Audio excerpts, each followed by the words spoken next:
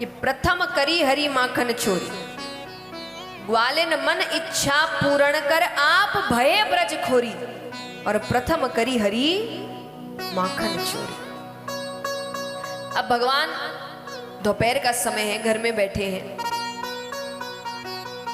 भगवान सोच रहे हैं कि जो माखन चोरी की लीला है अत्यंत रसमयी लीला है, सबको बड़ा आनंद आएगा।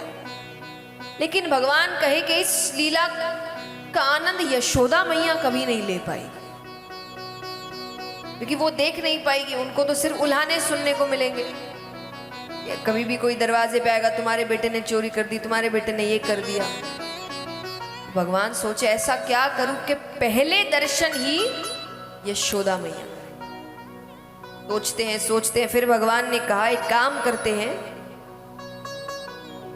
पहली चोरी घर पे करते हैं। देखिए यहां जितने भी बच्चे बैठे हैं, चोरी नहीं करना कभी, बहुत गलत बात है, भगवान दंड देते हैं, सजा देते हैं, ठीक है, कभी नहीं करना। जैसे मैंने कल भी समझाया, भगवान की नकल, उनकी लीलाएं अलग थी। अब यहां पर प्रसंग के अनुसार कहा जाए तो चोरी करना कोई आसान काम नहीं है, बहुत दिमाग चाहिए चोरी करने के लिए। अच्छा चोर कौन बताओ, जो पकड़ा ना जाए। अच्छा चोर कौन, जो पकड़ा ना जाए, पकड़े गए तो फिर काहे के चोर। तो भगवान को लग रहा है कि कोई आसान काम तो है नहीं, और अगर पहली बार बाहर करने गए और पकड़े गए तो मजाक बन जाएंगे। तो भगवान कहते हैं घर में पक्को हो या कि बाहर करने जाऊं। तो इनसे इनके दोनों ही चीजें ठीक हो गई, यशोदा मैया भी दर्शन कर लेगी और भगवान थोड़े पक्के भी हो जाएंगे। तो भगवान ने घर ही चुना। दोपहर के समय भगवान माखन के कमरे में जाते हैं। माखन का भी कमरा होता था पहले, क्योंकि इतना दूध दही माखन का काम होता था, एक कमरे में हांडियां ही रखी जाती थी। तो भगवान उस कमरे में गए, एक हांडी अपनी ओर खींचते हैं, हाथ अंदर डाल के नवनीत निकालते हैं। नवनीत यानी माखन का गोला निकालते हैं। खाने ही लग रहे हैं कि भगवान के ठीक सामने एक दर्पण पड़ा है, कांच, शीशा। अच्छा, भगवान ने आज तक शीशा देखा नहीं है, उनको पता भी नहीं है कि शीशा होता क्या है।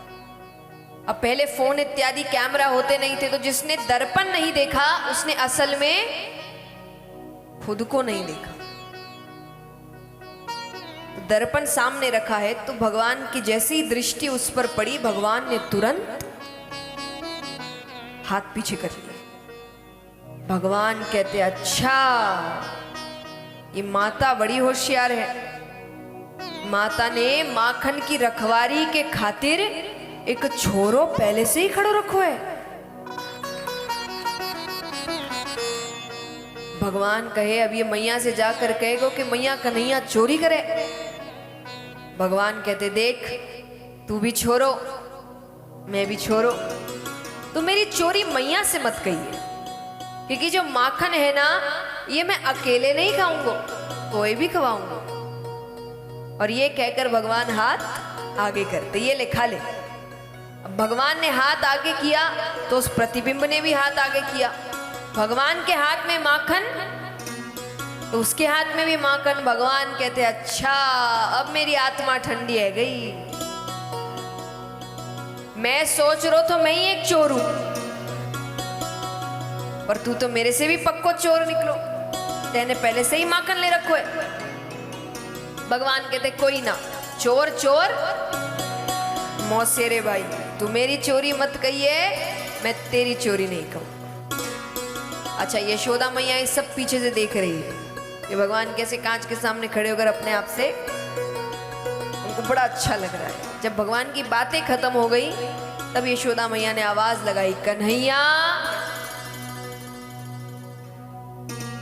भगवान डर गए। यशोदा मैया अंदर आती, अरे कन्हैया किससे बात कर रहा है, और यहां इस कमरे में क्या कर रहा है। भगवान कहते मैया, मोहे माखन को लोभ ना है, पर मैंने सोचा मेरी मैया इतने मेहनत से माखन निकाले, तो मैं माखन की रखवारी के खातिर इस कमरे में आया। तो मैया मैंने आकर क्या देखा, देखिए अब भगवान कहते हैं कि नया छोरा, इस पर क्या भरोसा करना। तो भगवान को लग रहा है कि ये कुछ कहे इससे पहले, तो भगवान कहते हैं कि मैं माखन की रखवारी के खातिर इस कमरे में आयो, तो मैंने देखा कि एक छोरा माखन चुरा रहा है। मैया कहे तूने इस छोरे से कुछ कहा नहीं? भगवान कहते मैंने कहा कि तू क्यों माखन चुराए, तू मैया से मांग ले।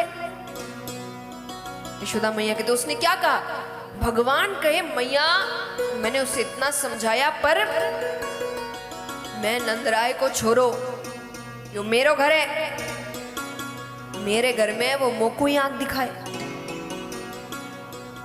यशोदा मैया कहती अच्छा कहाँ है वो छोरा, मिला तो जरा। तो भगवान यशोदा मैया को खींच कर लाके कांच के सामने खड़े होकर कह रहे ये रो छोरो। यशोदा मैया कहती कन्हैया ये छोरा तू ही है। अब भगवान कहे मैं कैसे, मैं तो यहाँ खड़ा हूं। यशोदा मैया कहती अरे कन्हैया इसको दर्पण कहते हैं, हम इसमें अपना ही प्रतिबिंब देखते हैं। अब यशोदा मैया और समझाने के लिए भगवान को गोद में उठाती है। भगवान ने अपने आप को नहीं देखा, यशोदा मैया को तो रोज देख रहे हैं। यशोदा मैया कहती देख अब मैंने तुझे गोद में उठाया, उसकी माता ने भी उसको उठाया, पर उसकी माता और तेरी माता का चेहरा एक कैसे दिख रहा है? अब भगवान भी कहे कि हाँ। यशोदा मैया कहती है इसमें हम खुद का ही प्रतिबिंब देखते हैं। अच्छा अब ये समझाने के चक्कर में ये बात तो पीछे ही रह गई कि फिर अगर सामने कोई असल छोरा नहीं है तो चोरी कौन करने आया था? पर ये बात सब भूल ही गए यशोदा मैया को। इतनी यशोदा मैया की आदत थी, भगवान जब भी कोई हरकत करते प्यारी तो वो यशोदा मैया को गोद में लेके फिर हर पड़ोस में जाते और सबको जाके बताया आज कन्हैया ने इतनी प्यारी हरकत की। तो आज फिर मैया यशोदा मैया समझा कर कन्हैया को फिर घर घर में जा रही और जाकर कहती इसको पता ही नहीं था दर्पण क्या होता है, ये अपने आप से कांच के। पर भगवान को पता है कि उनकी पहली कोशिश विफल रह गई, क्योंकि भगवान ने भोग नहीं लगाया।